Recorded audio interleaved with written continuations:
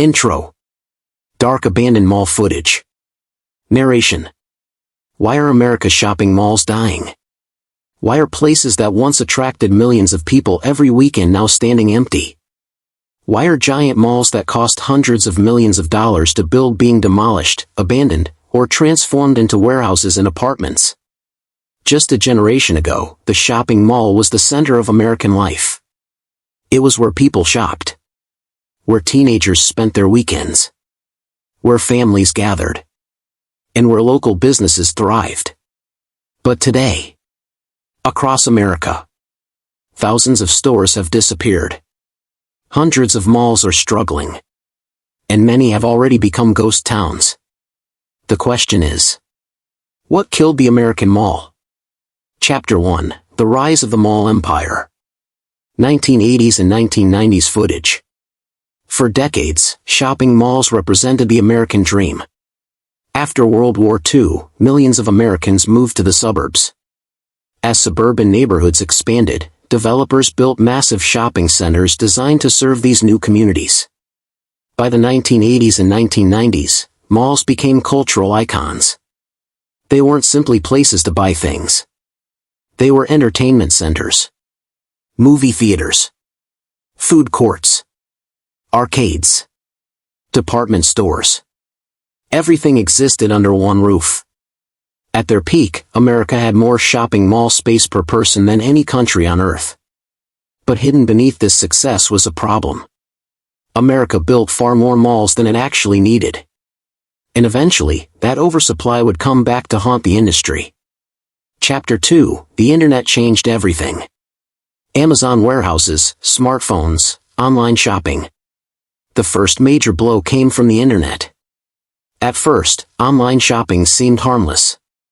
But over time, it completely changed consumer behavior. People no longer needed to drive to malls. They could compare prices instantly. Read reviews. And order products with a single click. Companies like Amazon transformed shopping into something faster, cheaper, and more convenient. The mall's greatest advantage, convenience, was suddenly gone. And every year, more customers stayed home. Chapter 3, The Death of Department Stores. Closed Sears, JCPenney, Macy's. Most malls depended on a few giant stores known as anchor tenants. Sears, JCPenney, Macy's. These stores attracted the crowds. And the crowds supported smaller stores. But when these retail giants began struggling, malls lost their foundation.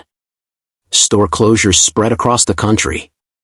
When an anchor store died, foot traffic dropped.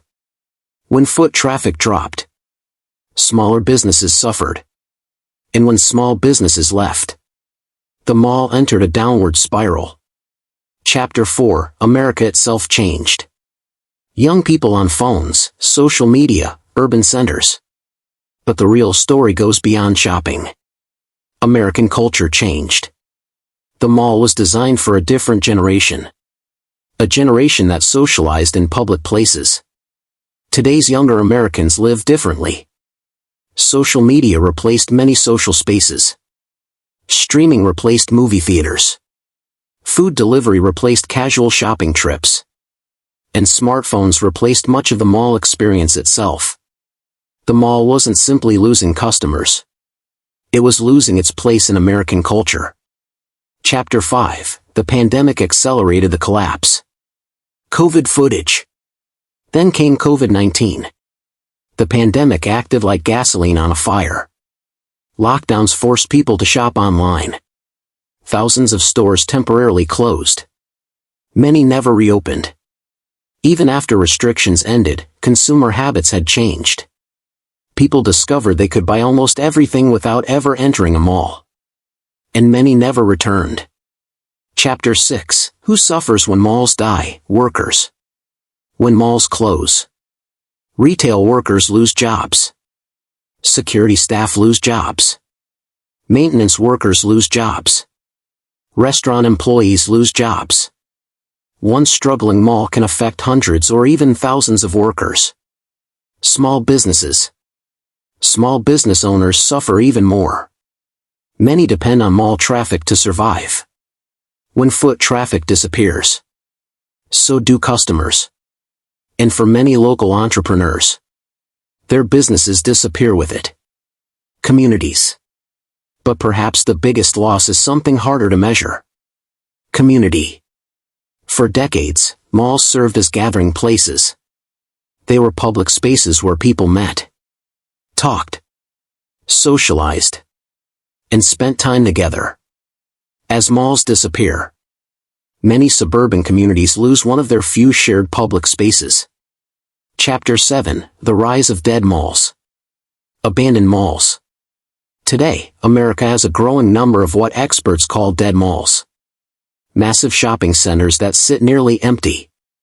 Escalators still run. Lights still turn on. But the people are gone. Some have become churches. Some became warehouses. Some became medical centers. Some became apartment complexes. And many remain abandoned, waiting for a future that may never come. Final chapter: what happens next? Modern mixed-use developments. So what happens next? Will shopping malls completely disappear? Probably not. The strongest malls are adapting. They are adding restaurants, entertainment venues, fitness centers, luxury experiences, and even residential housing. The future mall may no longer be a shopping destination. It may become a lifestyle destination. A place where people live, work, eat, and socialize. But many older malls will likely never recover. Experts believe America still has more retail space than it needs. And as online shopping continues to grow, the weakest malls will continue to disappear. Ending. Slow drone shot through abandoned mall. The death of the shopping mall is not really a story about buildings. It is a story about technology. About changing lifestyles. About how Americans spend their money. And how they spend their time. Because when a mall dies, it reveals something much bigger. It reveals how America itself is changing. Fade to black. From the center of American life to the edge of extinction. This is the story of why shopping malls are dying.